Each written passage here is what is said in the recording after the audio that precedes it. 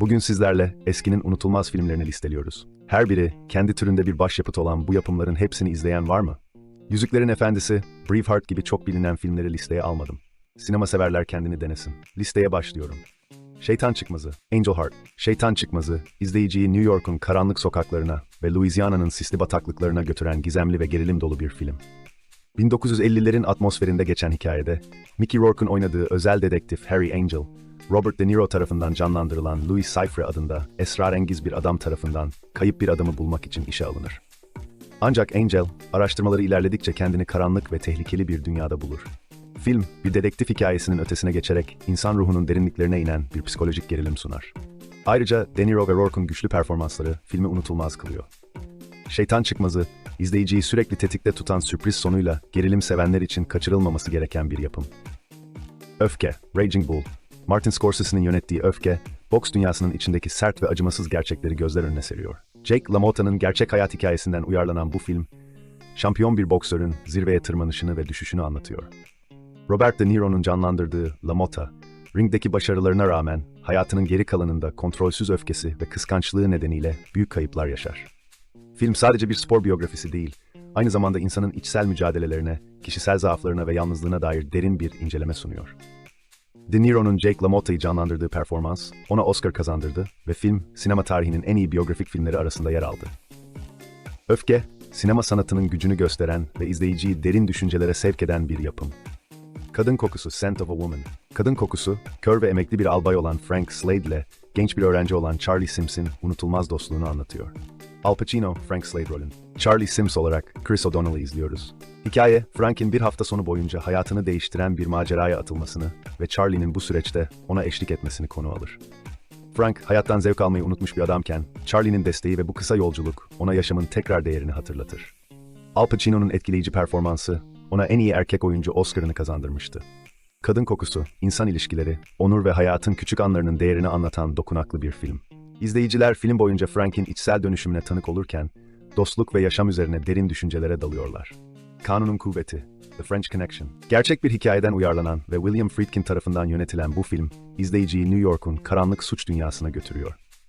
Gene Hackman'ın canlandırdığı Jimmy Popeye Doyle ve ortağı Buddy Russell rolünde Roy Scheider, uluslararası bir uyuşturucu kaçakçılığı şebekesini çökertmek için zorlu bir mücadeleye girerler. Film, sadece bir polisiye gerilim değil, aynı zamanda suç dünyasının iç yüzünü gözler önüne seren bir toplumsal eleştiridir. Gene Hackman'ın sert ve kararlı polis karakteri, sinema tarihinin en unutulmaz karakterlerinden biri olarak kabul edilir. Ayrıca filmin ünlü araba kovalamaca sahnesi, sinema tarihinin en heyecan verici anlarından biri olarak bilinir.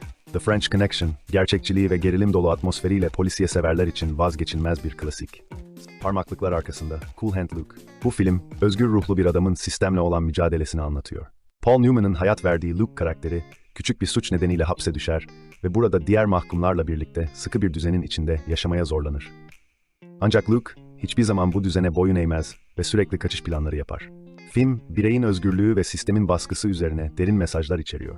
Luke'un kararlılığı ve espri anlayışı, onu hapishanede bir efsane haline getirir ve diğer mahkumlar için bir ilham kaynağı olur. Paul Newman'ın unutulmaz performansı, Cool Hand Luke'u sinema tarihinde önemli bir yere taşır. Film, özgürlüğün ve bireyselliğin gücünü yücelten bir başyapıttır. İskoçyalı, Highlander. İskoçyalı, zamansız bir savaşçının efsanevi hikayesini anlatıyor. Christopher Lambert'ın oynadığı Conor MacLeod, ölümsüz bir İskoç savaşçısıdır ve yüzyıllar boyunca diğer ölümsüzlerle savaşmak zorundadır. Sonunda sadece bir kişi kalacak inancı gereği, en güçlü ölümsüz olmak için ölümcül bir mücadeleye girer. Sevilen aktör Sean Connery de filmde önemli bir rolde yer alıyor. Film, aksiyon dolu sahneleri, fantastik öğeleri ve Queen'in müzikleriyle izleyiciyi büyüleyen bir yapım. İskoçyalı, sadece bir aksiyon filmi değil, aynı zamanda ölümsüzlük, kimlik ve kader üzerine derin düşünceler içeren epik bir eser. İzleyiciyi farklı zaman dilimlerinde bir yolculuğa çıkaran bu film, sinema tarihinde kült bir klasik olarak kabul edilir. İskoçyalı 4 devam filmi, TV ve animasyon dizisiyle bir markaya dönüştü. Guguk Kuşu, One Flew Over the Cuckoo's Nest. Milos Forman'ın yönettiği bu film, bir akıl hastanesinde geçen dokunaklı ve düşündürücü bir hikaye anlatıyor. Jack Nicholson'ın canlandırdığı Randall McMurphy, küçük bir suçtan dolayı hapse atılmak yerine akıl hastanesine gönderilir ve burada diğer hastalarla birlikte yeni bir yaşam mücadelesi verir. Ancak hastane düzeni ve baskıcı hemşire Ratch'ta karşı başlattığı isyan tüm hastaları derinden etkiler. Guguk Kuşu, bireyselliğin ve özgürlüğün gücünü vurgulayan, aynı zamanda sistem eleştirisi yapan güçlü bir dram. Jack Nicholson'ın unutulmaz performansı, bu filmi sinema tarihinin en önemli yapımlarından biri haline getirmiştir. Film, izleyiciye derin duygular yaşatan ve uzun süre akılda kalan sahnelerle dolu. 7. Seven. David Fincher'ın yönettiği bu karanlık ve sürükleyici gerilim filmi, Brad Pitt ve Morgan Freeman'ın oynadığı iki dedektifin, sapkın bir seri katilin izini sürdüğü hikayeyi anlatıyor. Katil, kurbanlarını 7 ölümcül günah temelinde seçip işkence ederek öldürüyor ve dedektifler bu zorlu bulmacayı çözmeye çalışırken kendi ahlaki sınırlarını da zorlamaya başlıyorlar. Filmin atmosferi izleyiciyi adeta içine çeken bir kasvetle dolu. 7 sadece bir polisiye gerilim değil, aynı zamanda insan doğası ve kötülüğün doğası üzerine derinlemesine bir inceleme sunuyor. Kevin Spacey'nin unutulmaz performansıyla zirveye ulaşan bu film, sinema tarihinin en etkileyici sonlarından birine sahip. 7. İzleyiciyi düşünmeye zorlayan ve uzun süre hafızalardan silinmeyecek bir yapım. Hayat güzeldir. Roberto Benigni'nin hem yönettiği hem de başrolünde oynadığı bu dokunaklı film, İkinci Dünya Savaşı sırasında geçen sıra dışı bir aşk ve fedakarlık hikayesini anlatıyor. Filmde Benigni'nin canlandırdığı Guido, küçük oğluyla birlikte bir Nazi toplama kampına gönderilir. Guido, oğlunun dehşet verici gerçeklerden uzak kalmasını sağlamak için kampın bir oyun alanı olduğunu söyleyerek onu korumaya çalışır. Hayat güzeldir, savaşın en karanlık anlarında bile insan ruhunun ışığını ve iyimserliğini koruyabileceğini gösteren, yürek burkan bir hikaye sunuyor. Film, hem güldüren hem de ağlatan nadir yapımlardan biridir ve Benigni'nin olağanüstü performansı izleyiciyi derin bir duygusal yolculuğa çıkarır. Hayat güzeldir, umut ve sevginin zaferini anlatan bir başyapıt olarak sinema tarihinde özel bir yer edinmiştir. Amerikan Tarihi X, American History X, Tony Kaye'nin yönetmenliğini yaptığı Amerikan Tarihi X, ırkçılık ve nefretin yıkıcı etkilerini gözler önüne seren çarpıcı bir dram. Edward Norton'un canlandırdığı Derek Vineyard, neo-Nazi hareketinin karizmatik liderlerinden biri olarak karşımıza çıkar. Ancak hapse girdikten sonra ideolojilerinin yanlış olduğunu fark eder ve hayatını yeniden düzene sokmaya çalışır. Derek, küçük kardeşini de aynı yoldan gitmekten kurtarmak için elinden geleni yapar. Film, çarpıcı siyah-beyaz görüntüleri ve etkileyici performanslarıyla izleyiciye güçlü bir sosyal mesaj veriyor. Edward Norton'un olağanüstü oyunculuğu, ona en iyi erkek oyuncu dalında Oscar adaylığı kazandırdı. Amerikan Tarihi X, nefretin ve şiddetin sonuçlarını sert bir şekilde gösteren ve ırkçılığa karşı güçlü bir duruş sergileyen unutulmaz bir yapım.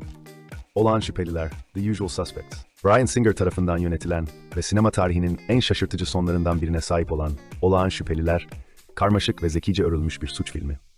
Film, bir patlamadan sağ kurtulan tek tanığın anlattığı hikaye üzerinden şekillenir. 5 suçlunun bir araya geldiği bir polis sorgusuyla başlayan film, izleyiciyi sırlarla dolu bir dünyaya götürür. Kim gerçek suçlu? Bu sorunun cevabı, film boyunca izleyicinin merakını canlı tutar ve finale kadar sürekli şaşırtır.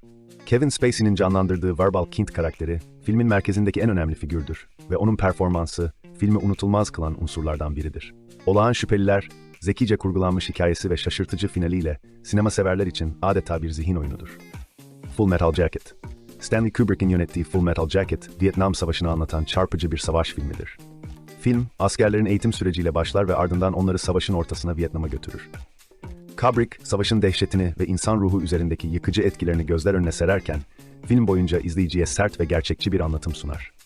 Askerlerin eğitimi sırasında yaşadıkları zorluklar, onları savaşın acımasızlığına hazırlarken, savaşın vahşeti ve anlamsızlığı filmde çarpıcı bir şekilde işlenir. Riley Ermey'in canlandırdığı acımasız çavuş karakteri, filmdeki en unutulmaz performanslardan biridir. Full Metal Jacket, savaşın insan üzerindeki yıkıcı etkilerini ve savaşın anlamsızlığını sorgulayan güçlü bir yapım olarak sinema tarihinde yerini almıştır. Büyük Hesaplaşma. Heat, Michael Mann'in yönettiği ve başrollerini Al Pacino ile Robert De Niro'nun paylaştığı Büyük Hesaplaşma, suç dünyasında geçen bir gerilim filmi. Film, profesyonel bir soyguncu olan Neil McCauley rolünde De Niro ve onun peşindeki kararlı dedektif Vincent Hanna rolünde Pacino'nun arasındaki kedi-fare oyununu konu alıyor. Hem suçluların hem de polislerin hayatlarına derinlemesine bir bakış sunan Heat, gerilim ve aksiyonu ustalıkla birleştiriyor. Filmde, suçluların da kendi iç dünyalarında karmaşık ve insani yönleri olduğu gösterilirken, polislerin de yaşadıkları zorluklar ve kişisel sorunları gözler önüne seriliyor. Filmdeki banka soygunu sahnesi, sinema tarihinin en iyi aksiyon sahnelerinden biri olarak kabul edilir. Heat, suç filmi türünde bir başyapıt olarak kabul edilir ve sinema severlerin mutlaka izlemesi gereken bir yapımdır. Truman Show. Peter Weir'in yönettiği ve Jim Carrey'nin başrolde olduğu Truman Show, izleyiciye sıra dışı bir hikaye sunuyor. Film, Carrey tarafından canlandırılan Truman Burbank'in yaşadığı hayatın aslında devasa bir televizyon programının parçası olduğunu keşfetmesini anlatır. Truman, çocukluğundan beri yapay bir dünyada, farkında olmadan milyonlarca insanın izlediği bir reality show'da yaşamaktadır. Ancak gerçekleri yavaş yavaş öğrenmeye başladığında bu sahte dünyadan kaçmaya çalışır. Truman Show, medyanın gücü, bireysel özgürlük ve gerçeklik algısı üzerine derin mesajlar içerir. Jim Carrey'nin komedi dışındaki bu performansı, izleyiciyi hem güldürür hem de düşündürür. Film, modern toplumun medya ile olan ilişkisini sorgulayan ve günümüzde de geçerliliğini koruyan evrensel temaları ele alıyor. Truman Show, sinema tarihinin en yaratıcı ve etkileyici filmlerinden biridir. Trainspotting. Danny Boyle'un yönettiği Trainspotting, Edinburgh'un alt sınıf gençlerinin uyuşturucu bağımlılığıyla olan mücadelesini anlatan sert ve realist bir film. Film, Ewan McGregor'ın canlandırdığı Mark Renton ve arkadaşlarının uyuşturucu batağından kurtulma çabalarını ve yaşamın anlamını sorgulamalarını konu alır. Trainspotting, uyuşturucu kullanımının neden olduğu yıkımı ve karakterlerin içinde bulundukları umutsuzluğu cesur bir şekilde gözler önüne seriyor. Filmin enerjik anlatımı, çarpıcı müzikleri ve özgün görsel tarzı onu bir kült klasik haline getirdi. Ewan McGregor'un etkileyici performansı, filmdeki karakterlerin karmaşıklığını ve çaresizliğini derinlemesine hissettiriyor. Trainspotting, hem eğlenceli hem de trajik bir film olarak sinema dünyasında kendine sağlam bir yer edinmiştir. Gün doğmadan, Before Sunrise, Richard Linklater'ın yönettiği ve Ethan Hawke ile Julie Delpy'nin başrollerini paylaştığı Gün Doğmadan, sinema tarihinin en etkileyici romantik dramlarından biri olarak kabul edilir. Film, Viyana'da tesadüfen tanışan Amerikalı Jesse ve Fransız Celine'nin sadece bir gece boyunca süren ama ömür boyu hatırlanacak bir aşk hikayesini anlatıyor.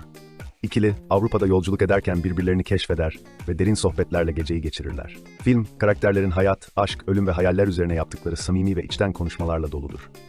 Linklater, sadece diyaloglara dayanan bir filmle izleyiciyi derin bir duygusal yolculuğa çıkarıyor. Gün Doğmadan, aşkın geçiciliğini ve hayatın anlık güzelliklerini vurgulayan bir başyapıt olarak hafızalarda yer edinmiştir. Babam için, In the Name of the Father, gerçek bir hikayeden uyarlanan ve Jim Sheridan'ın yönettiği Babam için, adaletin yerini bulması için verilen zorlu bir mücadeleyi konu alıyor. Başrolde Daniel Day-Lewis'i Gary Conlon rolünde izliyoruz. Film, İran'ın yaptığı bir bombalama saldırısıyla haksız yere suçlanan ve mahkum edilen Gary Conlon ve babası Giuseppe'nin trajik hikayesini anlatıyor. Gary, hem kendi masumiyetini hem de babasının onurunu geri kazanmak için büyük bir hukuk mücadelesine girişir. Daniel Day-Lewis'in olağanüstü performansı izleyiciyi derinden etkiler ve film, adaletin ne kadar zor elde edildiğini çarpıcı bir şekilde gözler önüne serer. Babam için, haksızlık ve insan hakları ihlalleri üzerine önemli mesajlar içeren bir dram olarak sinema tarihine geçmiştir. Burada kısa bir ara veriyorum ve abone olmayanlardan kanala abone olmasını rica ediyorum. Videolarımı izleyenlerin %99'u abone değil. Eğer video ilginizi çektiyse abone ol butonuna tıklayarak kanala ücretsiz abone olabilirsiniz. Bunun bize katkısı çok büyük. Abonelik işlemi tamamlandıysa videoya devam edelim. Jaws. Steven Spielberg'in yönettiği ve sinema tarihinin en ikonik gerilim filmlerinden biri olan Jaws, küçük bir sahil kasabasını dehşete düşüren dev bir köpek balığı ile mücadeleyi anlatıyor. Film, Roy Scheider'ın oynadığı kasabanın şerifi, Richard Dreyfuss'un oynadığı deniz biyoloğu ve Robert Shaw'ın oynadığı deneyimli köpek balığı avcısının bu ölümcül yaratığı durdurma çabalarını konu alıyor. Spielberg, izleyiciye gerilimi adım adım tırmandırarak köpek balığının tehditini hissettirmekte usta bir iş çıkarmış. Jaws, sadece bir gerilim filmi değil, aynı zamanda insanın doğa karşısındaki çaresizliğini ve korkularıyla yüzleşme gerekliliğini anlatan bir hikaye sunuyor. Filmin müzikleri de, özellikle John Williams'ın bestesi, filmin gerilim atmosferini mükemmel bir şekilde tamamlıyor. Jaws, sinema dünyasında büyük bir etki yaratan ve birçok devam filmine ilham veren bir klasik olarak kabul ediliyor. Büyük Kaçış, The Great Escape, İkinci Dünya Savaşı sırasında Nazi esir kampında tutulan müttefik askerlerinin büyük bir kaçış planını anlatıyor. Film, gerçek bir olaya dayanan ve onlarca kişinin yer aldığı karmaşık bir kaçış stratejisini konu alıyor. Kampta tutulan liderlerin ve suçluların bir araya gelerek kazılan tüneller ve sahte belgeler gibi çeşitli yöntemlerle özgürlüklerine kavuşmaya çalışmalarını izliyoruz. Film, cesaret, dayanışma ve özgürlük için verilen mücadelenin önemini vurguluyor. Ayrıca savaşın zorluklarına karşı insan ruhunun direncini ve yenilikçi düşünmenin gücünü gösteriyor. The Great Escape, sinema tarihinin klasik savaş filmlerinden biri olarak kabul edilir. Gerçek bir kaçış hikayesini etkileyici bir şekilde sunarken, aksiyon sahneleri ve karakter derinliğiyle dikkat çeker. Steve McQueen'in motorsikletle kaçma sahnesi, sinema tarihinin en ikonik anlarından biridir. Son Imperator, The Last Emperor, Çin'in son imparatoru Puyi'nin hayatını anlatan bir biyografik dramadır. Film, Puyi'nin çocuk yaşta tahta çıkışını, Çin'in politik değişim süreçlerini ve sonrasında halktan biri olarak geçirdiği hayatı kapsar. Puyi'nin imparatorluk yaşamından 20. yüzyıldaki kültürel ve siyasi değişimlere kadar geniş bir zaman dilimini ele alır. Film, bir insanın hayatının tarihsel olaylar tarafından nasıl şekillendirilebileceğini ve kişisel özgürlüklerin bu büyük tarihsel süreçler içinde nasıl kısıtlanabileceğini anlatır. Aynı zamanda Çin tarihindeki önemli dönüşüm dönemlerini de gözler önüne serer. Oscar ödüllerinde en iyi film, en iyi yönetmen ve en iyi senaryo dahil birçok ödül kazanarak büyük bir başarı elde etmiştir. Yeşil Yol, The Green Mile. Frank Darabont'un yönettiği ve Stephen King'in aynı adlı romanından uyarlanan Yeşil Yol, izleyiciyi derinden etkileyen güçlü bir dram. Film, idama mahkum edilen Michael Clark Duncan tarafından oynanan John Coffey'nin esrarengiz ve mucizevi yeteneklerini konu alıyor. Coffey, iri yapısına ve ürkütücü görünümüne rağmen son derece nazik ve duyarlı bir kişiliğe sahiptir. Film, Tom Hanks'in canlandırdığı Paul Edgecombe adlı bir gardiyanın Coffey ile kurduğu derin bağı ve onun masumiyetine inanmasını anlatır. Yeşil Yol, ölüm cezası, adalet ve insanlık üzerine derin mesajlar içeriyor. Film, insan doğasının karmaşıklığını ve empatinin gücünü etkileyici bir şekilde işler. Michael Clark Duncan'ın unutulmaz performansı ve Tom Hanks'in müthiş oyunculuğu filmi bir başyapıt haline getirmiştir. Sıkı Dostlar. Goodfellas, Martin Scorsese'nin yönettiği Sıkı Dostlar, mafya dünyasının iç yüzünü çarpıcı bir şekilde gözler önüne seriyor. Film, Ray Liotta'nın oynadığı Henry Hill adındaki bir gangsterin gerçek hayat hikayesini anlatıyor. Henry, genç yaşta mafya dünyasına adım atar ve hızla yükselir. Ancak zamanla suç dünyasının yıkıcı ve tehlikeli doğasıyla yüzleşir. Robert De Niro ve Joe Pesci'nin de rol aldığı film, hem eleştirmenler hem de izleyiciler tarafından büyük övgü almıştı. Pesci'nin canlandırdığı Tommy DeVito karakteri, sinema tarihinin en unutulmaz ve korkutucu karakterlerinden biri olarak kabul edilir. Sıkı Dostlar, suç dünyasının cazibesini ve aynı zamanda tehlikesini mükemmel bir şekilde anlatan bir başyapıttır. Scorsese'nin usta yönetimi ve güçlü oyuncu kadrosu, filmi unutulmaz kılmıştır. E.T. The Extraterrestrial. Steven Spielberg'in yönettiği ve sinema tarihinde bir fenomene dönüşen E.T., bir çocuğun dünya dışı bir varlıkla kurduğu dostluğu anlatan büyülü bir film. E.T. yanlışlıkla dünyada kalan ve evine dönmek isteyen sevimli bir uzaylıdır.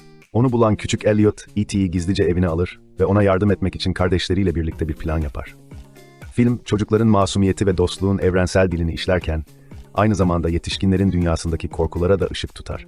E.T.'nin eve dönmek için yaptığı çabalar, izleyicilere aile, dostluk ve sadakatin önemini hatırlatır. Spielberg, bu filmle hem çocuklara hem de yetişkinlere hitap eden duygusal bir başyapıt yaratmıştır. E.T., sinema tarihinde iz bırakan, her yaştan izleyici için büyülü bir deneyim sunan bir klasiktir. Grease, 1950'lerin nostaljik havasını taşıyan ve gençlik enerjisiyle dolu bir müzikal film. Randall Kleiser'ın yönettiği film, John Travolta ve Olivia Newton-John'un başrollerini paylaştığı bu yapım, lise aşklarını, dostlukları ve 1950'lerin Amerikan kültürünü eğlenceli bir şekilde yansıtır. Danny Zuko ve Sandy Olson, yaz aşklarını okullarında devam ettirmeye çalışırken, birbirlerinin dünyalarına uyum sağlamak zorunda kalırlar. Film, müziği, dansları ve rengarenk karakterleriyle izleyiciyi enerjik bir yolculuğa çıkarır. Grease, gençlik aşkı, kendini bulma ve sosyal çevrelerin baskıları gibi evrensel temaları işlerken, eğlenceli ve akılda kalıcı şarkılarıyla izleyicileri büyülemeye devam eden bir klasik olmuştur. Cinnet, The Shining. Stanley Kubrick'in Stephen King'in romanından uyarladığı Cinnet, izleyiciyi tüyler ürperten bir psikolojik gerilim dünyasına davet ediyor. Film, Jack Nicholson tarafından canlandırılan Jack Torrance adındaki bir yazarın, ailesiyle birlikte kış boyunca kapalı kalacakları bir otelde çalışmak için işe başlamasını konu alıyor. Ancak otelin karanlık geçmişi ve Jack'in giderek artan deliliği hem kendisi hem de ailesi için büyük bir tehlike haline gelir. Jack Nicholson'ın ikonik performansı, filmdeki gerilimi ve dehşeti mükemmel bir şekilde yansıtır. Cinnet, hem görsel hem de anlatımsal olarak izleyiciyi sürekli bir tedirginlik içinde tutan, sinema tarihinin en önemli korku filmlerinden biridir. Kubrick'in eşsiz yönetmenliği ve filmdeki unutulmaz sahneler, Cinnet'i kült bir klasik haline getirmiştir. Batı Yakası'nın hikayesi, West Side Story. Jerome Robbins ve Robert Wise tarafından yönetilen Batı Yakası'nın hikayesi, Shakespeare'in Romeo ve Juliet hikayesini modern bir şekilde yorumlayan, unutulmaz bir müzikal film. 1950'lerin New York'unda geçen film, iki rakip çetenin arasındaki çatışmayı ve bu çatışmanın ortasında filizlenen bir aşkı konu alıyor. Tony ve Maria birbirlerine aşık olur. Ancak aşkları çevrelerindeki düşmanlıklar nedeniyle büyük zorluklarla karşı karşıya kalır. Film, hem dansları hem de müzikleriyle dikkat çekerken, ırkçılık, ayrımcılık ve sosyal çatışmalar gibi önemli temaları da ele alır. Leonard Bernstein'in müzikleri ve Stephen Sondheim'ın şarkı sözleri, Batı Yakası'nın hikayesini unutulmaz bir müzikal klasik yapar. Film, birçok ödül kazanmış ve Broadway'den sinemaya uyarlanan en başarılı yapımlardan biri olarak kabul edilmiştir. 2021'de tekrar çekildi ama orijinal filmin etkisini yaratamadı. Yağmur Adam, Rain Man, Barry Levinson'ın yönettiği ve Dustin Hoffman ile Tom Cruise'un başrollerini paylaştığı Yağmur Adam, kardeşlik ve otizm üzerine dokunaklı bir hikaye sunuyor. Film, Cruise'un canlandırdığı Charlie Babbitt adlı bencil bir adamın Hoffman tarafından canlandırılan otistik kardeşi Raymond ile tanışmasını ve onunla çıktığı yolculuk sırasında yaşadığı değişimi konu alıyor. Charlie, babalarının mirasını alabilmek için Raymond'u bir bakım evinden çıkarır, ancak zamanla kardeşiyle arasında güçlü bir bağ kurmaya başlar. Dustin Hoffman'ın olağanüstü performansı ona en iyi erkek oyuncu Oscar'ını kazandırdı ve film, izleyicilere otizme dair daha derin bir anlayış kazandırdı. Yağmur Adam, insan ilişkileri, değişim ve empati üzerine önemli mesajlar içeren duygusal bir başyapıt olarak sinema tarihinde yerini almıştır. Kaplan ve Ejderha, Crouching Tiger, Hidden Dragon. Ang Lee'nin yönettiği ve epik bir dövüş sanatı filmi olan Kaplan ve Ejderha, zarif koreografisi ve etkileyici hikayesiyle dikkat çeker. Film, eski bir dövüş ustası olan Lee Mu-bai ve onun uzun zamandır sevdiği kadın savaşçı Yushu Lee'nin bir hırsızlık olayını araştırırken yaşadıkları maceraları anlatıyor. Film, Asya sinemasının geleneksel unsurlarını modern sinema teknikleriyle birleştirerek izleyiciye büyüleyici bir görsel şölen sunuyor. Filmdeki dövüş sahneleri hem estetik hem de sanatsal açıdan etkileyici olup sinema tarihinde önemli bir yer edinmiştir. Kaplan ve Ejderha, uluslararası başarı elde eden ve 4 Oscar kazanan bir film olarak dövüş sanatları sinemasını dünya çapında popüler hale getirmiştir. Çin Mahallesi, Chinatown. Roman Polanski'nin yönettiği Çin Mahallesi, 1930'ların Los Angeles'ında geçen karanlık bir dedektif hikayesi. Film, Jack Nicholson'ın canlandırdığı özel dedektif Jake Gittes'in bir su komisyoncusu olan Hollis Mulray'in karısı tarafından kiralanmasının ardından gelişen olayları anlatıyor.